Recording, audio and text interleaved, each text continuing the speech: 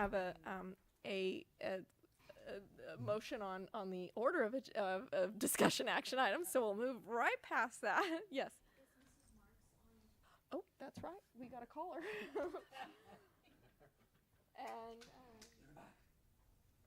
so we will be calling in Cindy Marks, and we're going to call her cell.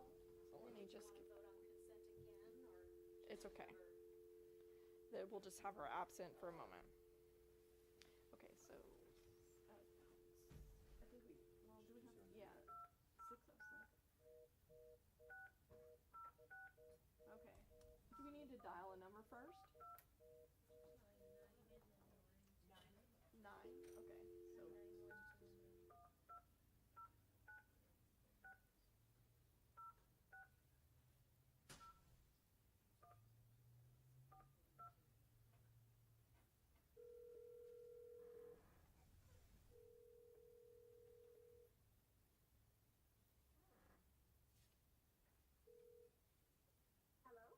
Hello, Cindy, Ms. Marks. We're in the board meeting, and so you are on speakerphone. We did just before we realized we didn't have you with us, we did vote on the approval of consent agenda. Are you okay with us proceeding on? Yes. Okay, so we are on to the discussion, an action item, discussion with leadership associates, search firm advisors to discuss protocols in the process of the superintendent search. So I'd like to turn this matter over to Ms. Frazier. Okay, I'm Eric Andrew, and I will be facilitating this part of the meeting. First of all, the Leadership Associates wants to thank you so much for approving us as your search firm. We look forward to a very successful search with you. We do have a few items we do need to go over with you, and so we'll kind of go through that through the script here. First of all, we need to designate who on the board will be the person that we make contact with, so the spokesperson for the board. Typically, it is the board president, so if that is okay with the rest of the board, we'd like to move forward with that. Are we okay? Thumbs up. Good, good, good. The board will review the position profile prior to posting of the district website and leadership associates. And so we will be conducting our community input meetings. And with that information, we'll look for trends from the various groups, including the board's input, and we'll develop a professional position profile for the position. We will, once we have that developed, we will bring that back to you as a board. You'll get a chance to review it, give us any feedback and input, and then with that, we'll move forward with making it more public and putting it out there for the potential candidates to take a look at. Questions? Done by email. Yes. Yes. Yes. Yes. Questions? Comments? And most of our communication will be through email at that point, so we'll send it through to the board president at that. Next, we will make also the district staff to provide descriptions of community and the district itself, because part of the profile is for the candidates to know what do you want them to know about Modesto? What are the highlights of the district? What will they be coming to if they are selected as that candidate? So we will be working with you to get a district profile, the wonderful things that you have in your district and opportunities a person would have overall. We will conduct an online survey. That survey will run concurrent to the community input sessions. And so we're looking at running the input survey on March 19th through March 23rd. And we need to know what languages you put that in. Dr. Anders, Yes. just one thing to add to our district profile. Yes. I mean, other than, we'll get the student numbers and the staff numbers and such, the most recent things. I think we have some of that. But I'd also like to include in this, and if this is open to discussion of the board, but the number of meals we serve in Modesto City Schools. I think that's an interesting number that it reflects our demographic. Sure. And I think it was 23,000 meals a day. So Wow. I think it says something about who we are. Absolutely, it does. Absolutely, it does. And so when we are looking at that profile, looking at that will be something that's important. One of the other things as we go back to the online survey, to give us some ideas what languages we need to place the survey in, because we want to ensure that we have a broad outreach to the community. So what languages would we need? Cambodian, Spanish, Lao. Is there a strong Hmong group? Yeah, there is. What is your required postings on? The only required postings would be Spanish. Spanish. Okay. And somebody else probably have to help me out with this. But I thought we had a fairly, I don't know how the Middle Eastern sort of thing works, but I certainly know there's a community here that falls into that demographic that, you know, the Afghanistan, Syria, I mean, I know it's out there, even though I don't particularly know any of them other than the ones I run into that are students. Miss Marla Mack could maybe answer that question for us. I don't have the full list, but we do 7 languages when we send out different Okay. languages. That's We very could- helpful. We could provide. Sorry about Okay, that. no, it's We perfect. could provide that to you Okay. of those 7. Sorry about that. Excellent. Spanish is our required one, but we also have 7. Good. Do. Good. Excellent. That really works for us. And one of the things that will happen is on the website, the district will have a superintendent search website, and a lot of the information will be there, including the survey itself. So it's important for you to know at that point. They need to do What's that? identify groups. Yeah. So, any questions regarding this so far? Now let's take a look at the stakeholder groups that we need to have an outreach to. We want to make sure that we have an authentic search and that we are reaching out to the various communities in Modesto. So, what are some of the stakeholders that are important? And how do you want to proceed with developing the list of stakeholders? Certainly, our bargaining units would be first, and so we would ask that you would contact their board, their president, Okay. or it would be probably the best way, their CSEA, and or executive director, particularly with the MTA, and then we have a managers group.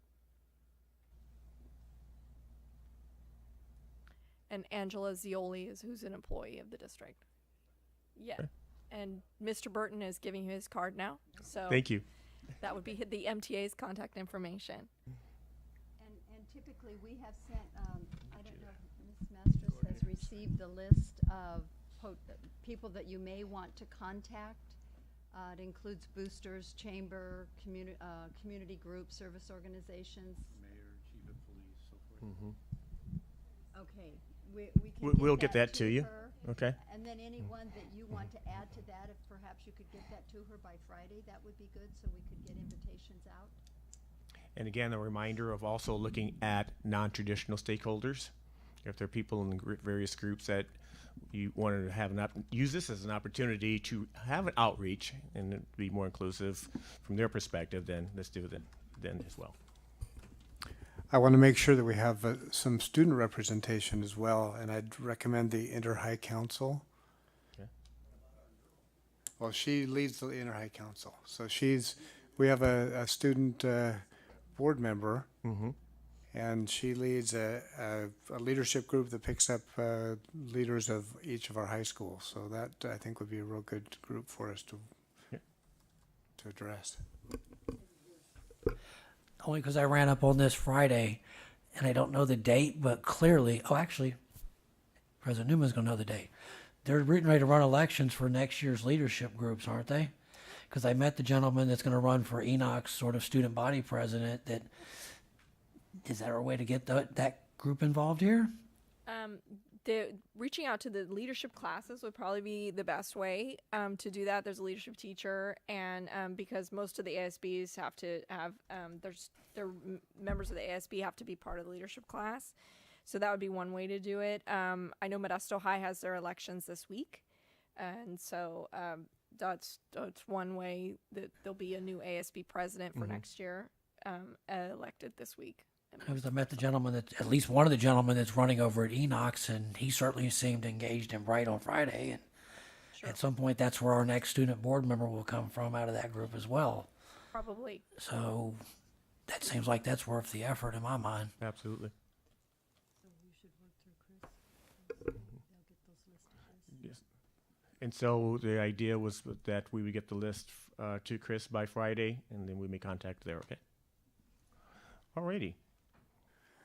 So just to be clear, each of us as board members will provide our input and any list, contact individuals for those groups that, That would be wonderful, yes. Okay. Yes. Thank you for mentioning that, Mr. Brown, because the contact information is equally as important. So thank you. Yep.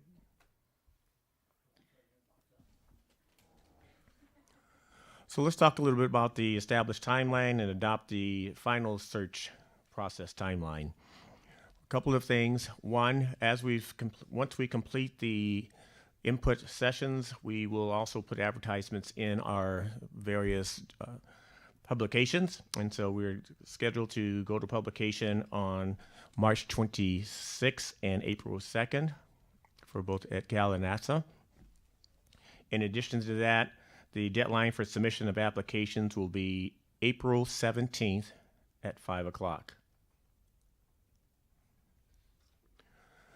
We've discussed input times for the community, so we will establish the community input sessions for March 20th and 21st. Those are typically all-day sessions.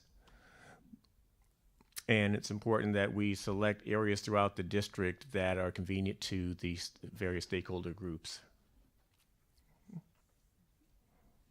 So, yeah, are there any suggestions from the board of where we go or where we would have those? Yes, I'd like to mention Hanshaw and Mazda High as possible sites. Anyone else? I'll cover my neighborhood with Bayer. Then Johansson, I'd like to suggest as well. So what type of rooms are we looking at? Because we need to look at availability. So I think we could be flexible from libraries to. Yeah. Yeah, these are community. Yes, these are the community forums. Mhm.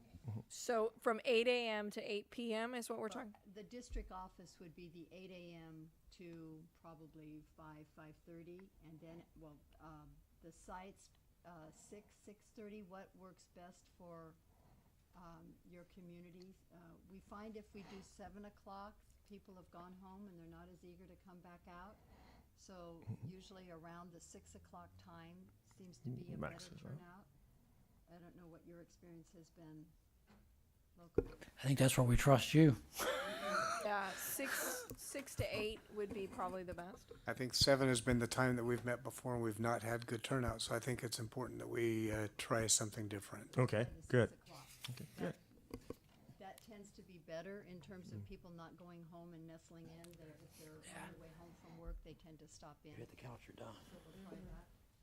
So we need a space reserved at the district office here from 8 a.m. to 5:30 on March 20th and March 21st. Is that right? Correct. And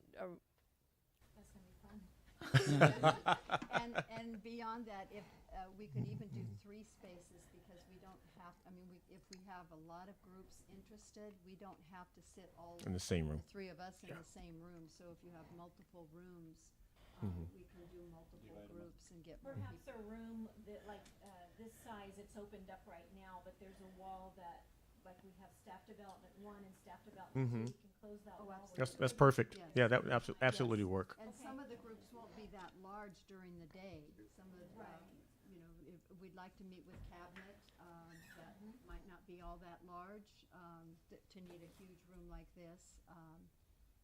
But if we're in one location, like the district office, we can get a lot more groups with people coming to us than if we try to go out and about. So the forums are out and about in the evening time. And 5:30, if we're starting the forums at 6, we may want to offer some travel time. I don't know what traffic might be like, but a half hour might be cutting it short. So we might let's wanna just do 8 to 5. 5 and then have the 6 o'clock start times. Is that okay?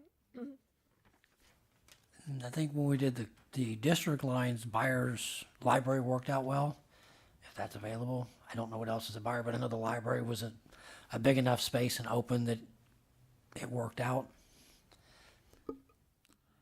For Mazda High, you have the library, auditorium, a cafeteria, and a gym, and then Hanshaw gym and cafeteria / auditorium. They have it in that. They have it in the same place. And then Joho has that nice auditorium also. Do you We need look like we know what we're doing. technology? Are you going to do? You're just No, collecting we'll input. basically collect it on our computers. Then probably the libraries at many of our sites would be a good choice, at many of our high school sites. So we need to make sure those are available. Would that be something that would be at those 4 sites? Could we have? Okay.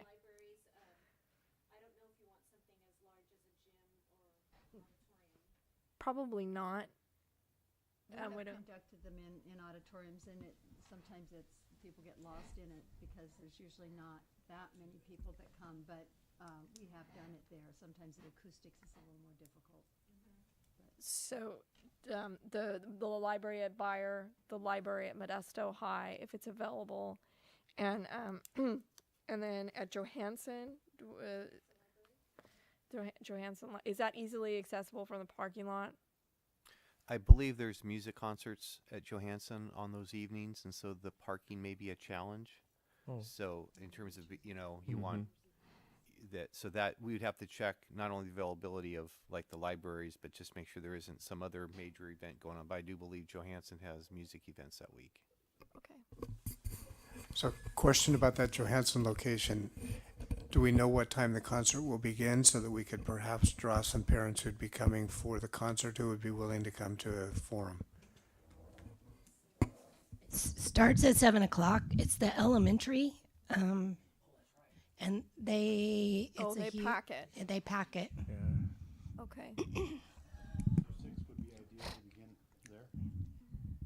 Honestly, I think it'll be competitive in space, especially for parking. Might be an issue there. There will be so many parents, but at the same time, we could get another room that parents could come to. There's a lot of students, elementary students. It's one of 4 evenings at that site. Do we want to look at Gregory again?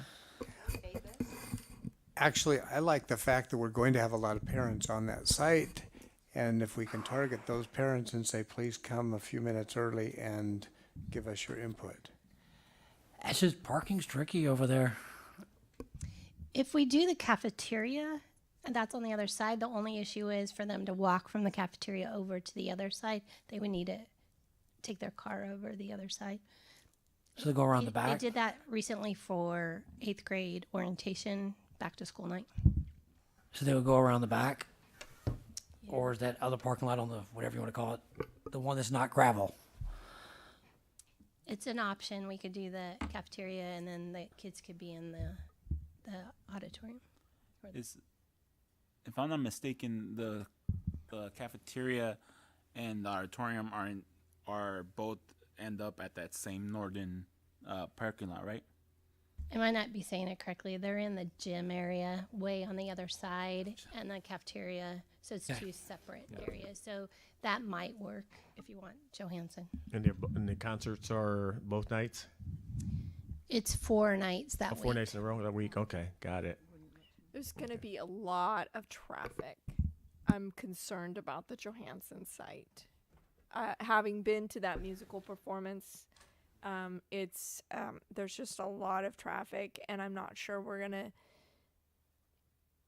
I'm not sure if we're gonna make it so that it's very difficult for people to come at all to that site for us. And that was my thought, because I haven't done ours, but I've certainly done the Sylvan District when they do this at the end of the year, and it's packed because you end up with the elementaries and the middles feeding in, and it's a big joint concert, and it's everybody in the house. I've actually had the ones in Sylvan where they said the parents don't show up, drop the kids off and come back, because it's a smaller district, but it fills up. The 4 days that week are Monday is another one of the days, But that's or is it Friday? I know it's the 20th. If it's not on, perhaps we could, I could be available if no one else is on the 19th, to do it on that Monday evening, if that takes that pressure off. Well, how many sites? We've got 2 nights, the 20th and the 21st. How many Yes. sites per night are you intending? 2 per. 2 per night. So Calendar correct, the 19th is our special board meeting for the that's right. Okay. and Yeah, then but you don't need the to. 21st, the 20th, 21st, 22nd. It's just the 3 nights, 20, 21st, and is the concert. There's also an LCAP meeting on the 25th here in this room. 20th. And what time is that? That one's at 6 o'clock. Okay. Music's at 7. Okay. Just propose maybe we look at a different site, maybe Davis, would that be a good substitute? Do it in the little theater.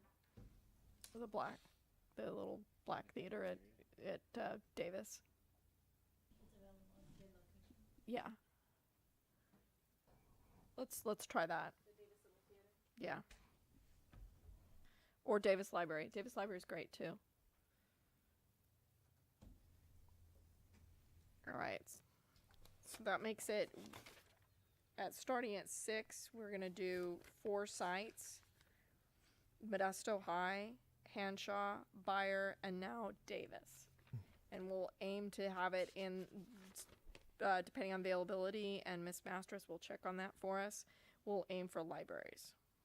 Is that what we all agree on? All right. I would just make a suggestion that if it's Hanshaw, try first the cafeteria, just because the size of the Hanshaw library is a little bit smaller, I would say. Yeah, the cafeteria would be better. That multi-purpose room that they have up front, yeah. I'd also suggest that we try to have Modesto High and Hanshaw on different nights, since it's similar location, similar side of town. I have a comment. Yes, Miss Marks. I was just realizing that North Modesto doesn't really, other than Bayer, which is kind of northeast Modesto, but Northwest covers all of Salida. And I don't know, were you planning on Salida's families being able just to go to Modesto High instead of Gregory? Well, we were planning Davis. Okay. All right, I could do that. But let's see if we need to do. Trustee Lopez has brought up the point of maybe maybe having a different night for this. So we're planning on the 20th for this. Wait, we're having the 20th and the 21st. So Yes. if we could have Modesto High on one night and Hanshaw on the other. Yes. Okay. Mhm. Okay. Is that are we all good on that? Yes. Chris. Correct. No. Okay, so we have our locations and our times. Let's talk a little bit about the date for the closed session meeting for the application review. We have scheduled for May 14th as that date. Typically, it is a closed session. Typically, it's in the evening.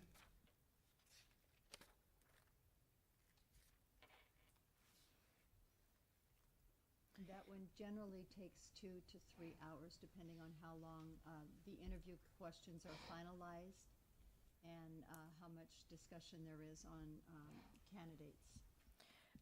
That is a regular board meeting based on my calendar. So we would need to go pretty early in the afternoon to Okay. do this, because you need 2 hours.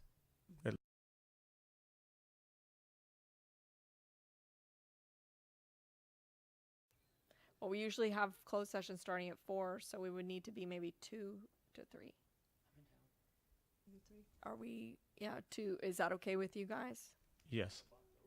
I'm thinking 2 o'clock, because that gives us 2 hours to do that, and that gives us 2 hours for closed. We don't know what'll be on it, so between 2 and 3 would be tentative at this point, depending on what would be on. And just wanted to note, originally the proposal that we had May 10th, and that was changed to May 14th because we would really like to have all 7 board members present, and 1 board member did have a pre-planned trip.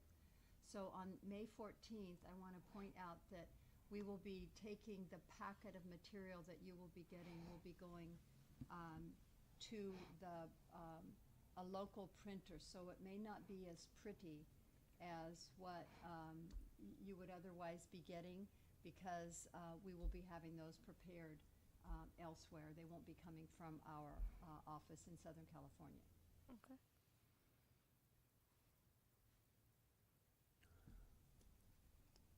Oh, wait, yeah. Oh, it's not on the May 14th. You'll still get your binders, but on the interview dates, if we Right. approve the 18th, the turnaround is so rapid that you'll be getting it from the local printer. And I want to make sure you know that it won't be color-coded as pretty and all of that. That's okay. So with that being said, on May 18th and 19th, we have scheduled for the interviews. That is a closed session meeting. Typically on the first day, we give you a slate of between 5 and 6 candidates. Follow that up with the board selecting 2 or 3, and then the following day, we have the finalists selected after that interview process.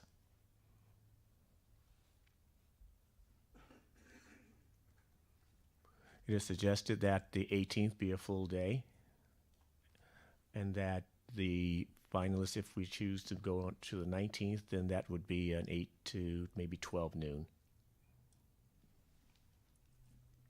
And those interviews be done here? No, we yeah, we'll determine where that's going to be. Typically, they're not going to be here per se, but we'll determine.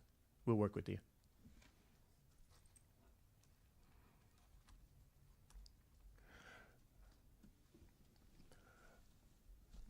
The board does have an option of having a validation visit, and that would take place typically, obviously, after the finalist has been selected, and the board gets to make that decision whether or not they would like to have one or not. It's optional.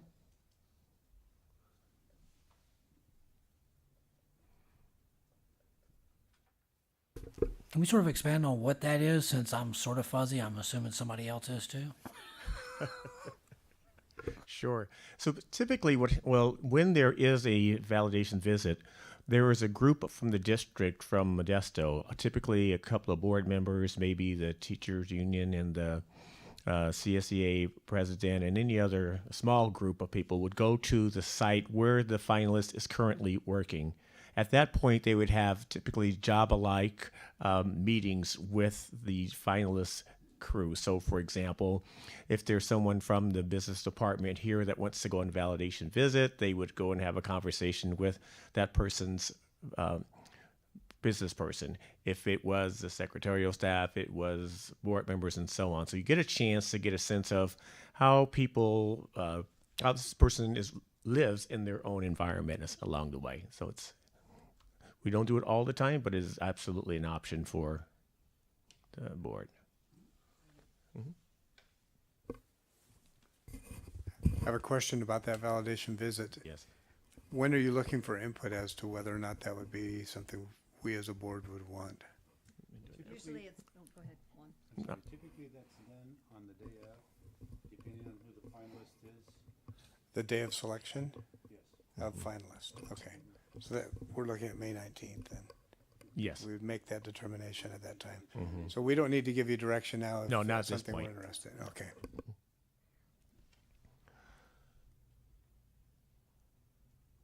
Next, we'd have to have a review scheduled for a regular board meeting to ensure proximity of meeting dates to time frame for offer of employment. Juan, you want to talk a little bit about that? The offer of employment is typically, has to be done on a regularly scheduled board meeting.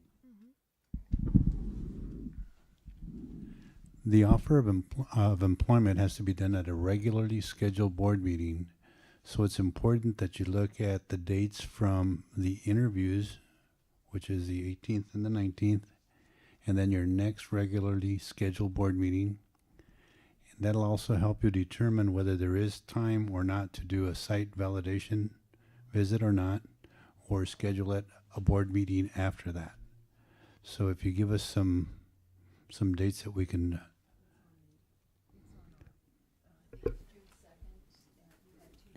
Yeah, I'm looking at the 4th and the 25th. okay, so that the options are there then.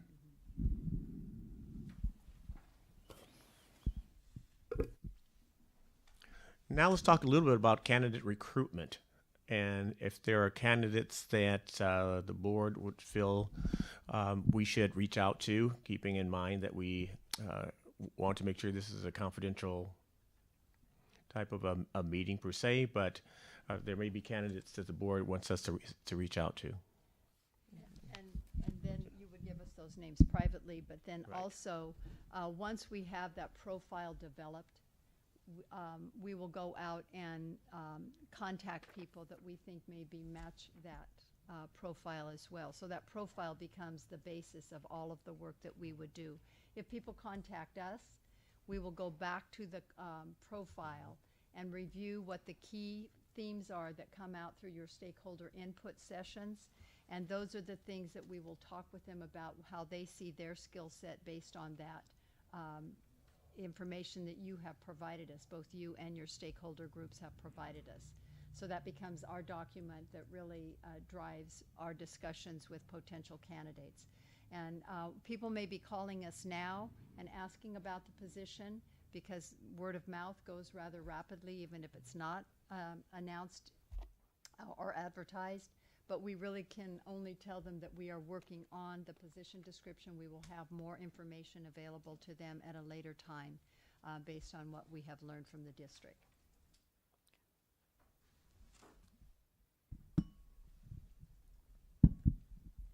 And you want me to do the worksheet? Sure.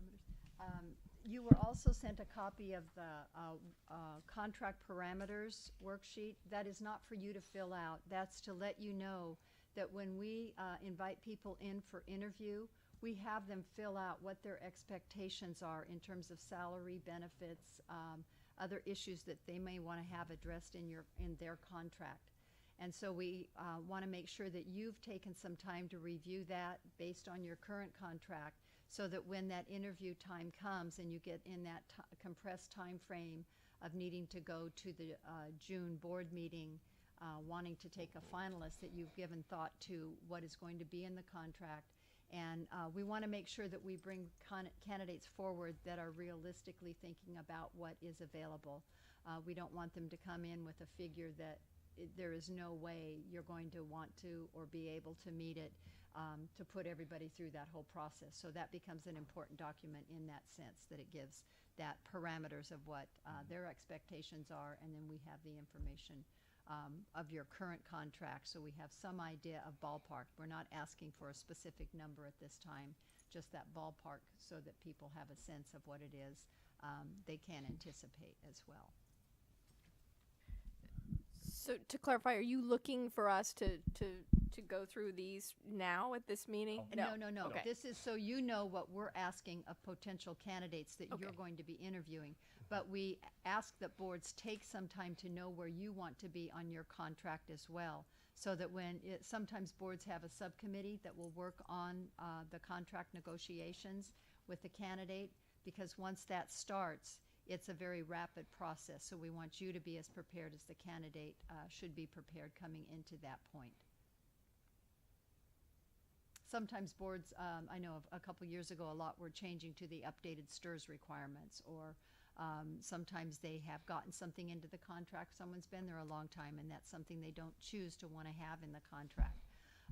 So just that you've given it some thought before you come to that point.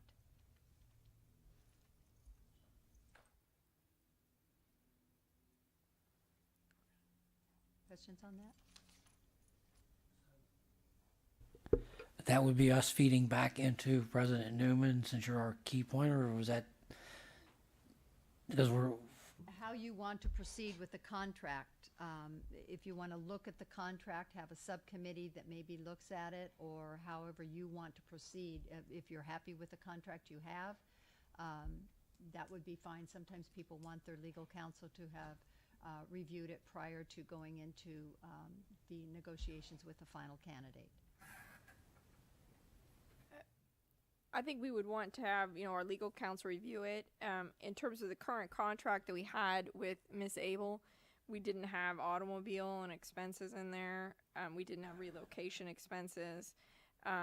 And fringe benefits weren't necessarily what we called that. It was, we had some dues and then some allowance for community events. So that's just the vernacular that we use. And these don't, it doesn't have to be these categories. These are just some standard categories that many districts have.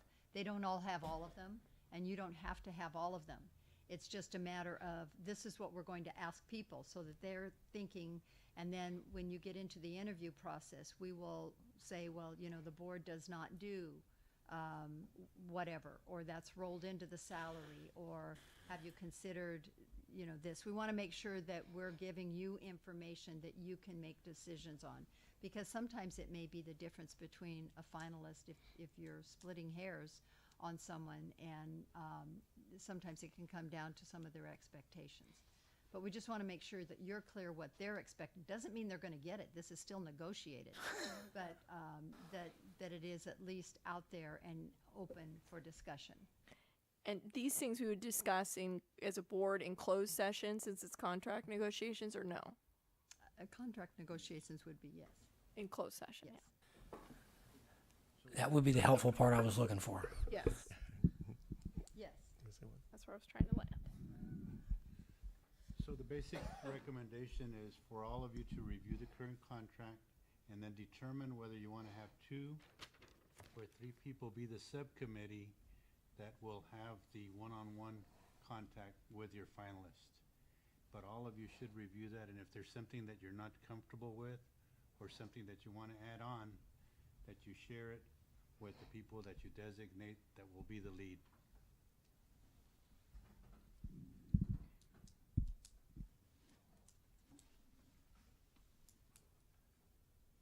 Okay, this portion for you, Chris. Have you had a chance to receive the administrative packet from our Becky Banning? She had emailed me several things. Okay, good. Consideration for location for the interviews. And we don't have to determine that now, but again, we talked earlier about the need to be thinking about various places in order to keep the process as confidential as possible. Board questions or points for clarification on the process thus far? You okay? I think that if there are no more questions from the board, I'd like to go to the public and see if there's any questions up to this, or see any comments if they're at this point. Since there's 5 agenda items, or really, well, 3 substantive agenda items. I think that probably that's what we'll do, is just go to the audience and see if there's anything that regarding the process that we've discussed thus far. Are there any comments or questions from the audience?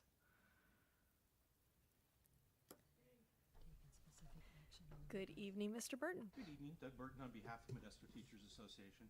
Just a point of clarification. The application review is closed session, the interviews are closed session. Will we have any knowledge of who the candidates are before the finalist is announced to give input as to the actual applicants? We can answer it for you. Typically, no. Yeah. No. Because in the recent past, we have. And, personalities are a big part of how management and labor get along. So that would be concerning to us. Thank you. Okay.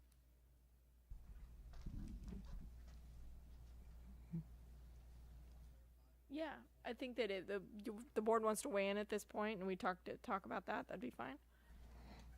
I think part of the decision we had made was to do a closed process, because in order to attract candidates, if we go open, we're going to lose applicants. Because if you're looking at somebody who's, and just as a job search, if you're out searching, do you really want to tell your current employer you're searching? And I think in doing it in a very open nature, the field gets automatically whittled. And my hope is, and I think I speak for most of us, that there's going to be enough time that you're giving us input And I think history tells us if we're not listening, we're going to be notified. And we really do want your input. I certainly do, and I think my fellow board members do. We spend a great deal of time talking about how we get people to talk to us about what your expectations are, what it is you're looking for, and then allow us to go find that perfect person, whomever that may be. But if we do it in the open, I don't know that we're going to get the candidates applying that we would normally get, because you have to put yourself so far out there. If I'm making sense.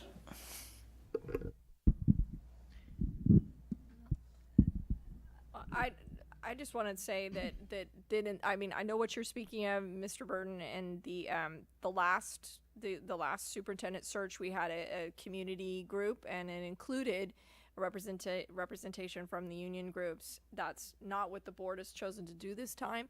Some of that has been, you know, the issue of the timeline, and then the issue of just in considering our pool of candidates and how we would proceed. So having served on that committee, I served sitting next to Mr. Castro and Diane Scott, and I believe Dana was there, Dana Filippi. And so, but that's not the intent of the board this time on this. And so I think that there wouldn't, the opportunity that you need to convey to your groups and to the community we want to convey is how important it is to weigh in when we're asking for input in the process. What do you want? What do you want to see in it? So that's the time to give the input. And we really want to hear that input. So scheduling with our consultants or contacting us, we really want to hear that input. So that's when it would be appropriate. So I hope that does that clarify that position, I think, of the board. Clarifies your position, yeah. Thank you. Ms. Williams, good evening. Good evening, Gladys Williams from the NAACP. My question is, when you have your candidates, are we going to narrow it down to 2 or 3? And at that time, is the community then going to be able to have some time with those people before you make a decision on those candidates? I think that Dr. Andrews, you probably could address that. Yes, no, that is not a part of this process. The process is a closing. No. But when you talked about the visitation, you mentioned something. Maybe you Yes. could clarify that? Yes, during the visitation, the board will have an opportunity to select the number of groups or individuals who they would like to go and visit the candidate's current working site. So that could be an opportunity where they would be able to meet the candidate, see them in their work environment, and have questions at that point. Okay. But that will only be one candidate? Yes, only the finalist. Only the finalist. It's not going to be like the 2 top candidates that we can actually get some time to have input with that person and to have some personal time to talk to those people. Because when you narrow it down to just one, if we don't really have a feel for that person, then we're back at square one again. Do you guys understand what I'm talking about? I think that's a real chance to just narrow it down to one candidate and say that, okay, this is it, let's go visit this person. Then we get there and we find some people who are open and honest with us. And I don't want to call any names, but we had one candidate that we brought here, and after we brought that person here, then we found out that this was not a person that we really should have brought to this community. So I'm really concerned with some of the track record we've had since Mr. Enox has left, that we be very careful that we don't box ourselves into someone who's just coming here for a few years to capitalize off of our income and to then retire with a big salary. I want somebody who's really committed to serving this community and serving our students and staff. Thank you. And what we'll be doing is, that's the importance of the community input, is for us, as we're looking at that profile of the candidate, taking that community input and saying some of the things you just mentioned. We want someone who's going to be committed. We want someone who knows our community. So all those things will be gathered as we look for trends throughout the community and different stakeholder groups to identify that for sure. Can you give me your rationale for only choosing one candidate for us to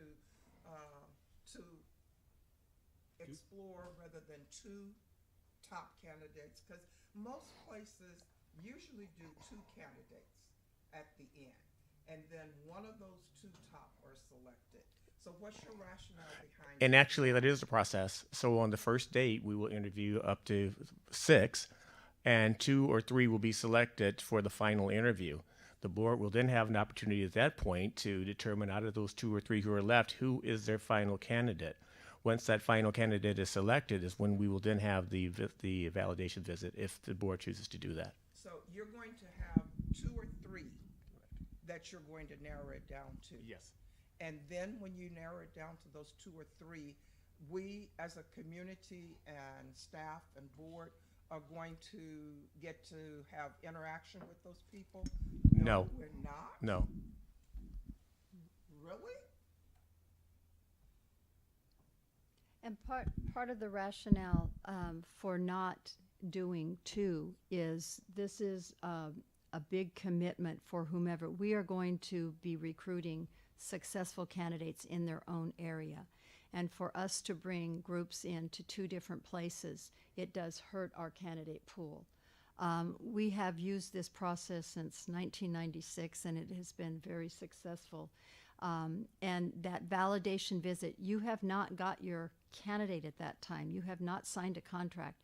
You have a finalist. If you discover something that is unacceptable, then you need to share that with your board members at that time, because the contract has not been signed until you get to that board meeting. So there's still that time frame.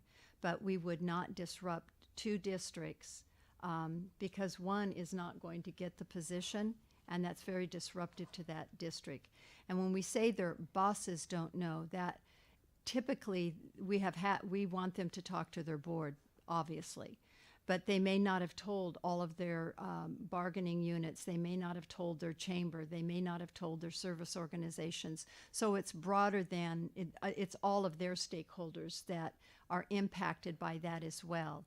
And so for us to take a group of people into a community and have them not be selected, there was one firm that used to do that. They don't do that anymore because they don't get repeat candidates, because they cannot afford, just because you're not selected doesn't mean you're not a strong candidate. It means the board can select one person. And so we really protect our candidates in the process as much as we protect the district in that process. So confidentiality is extremely important, and that's why we get good candidates coming to our firm. Okay, so let me understand. We will have one candidate that we will be looking at, but the 2 or 3 that you narrow down to, we will get to have time with them? No. We won't, why can't we, I mean, if we're not going to their district, if they're coming here, we don't have an opportunity to sit down with them and talk? Miss Williams, your questions need to be addressed to the board and your concerns, and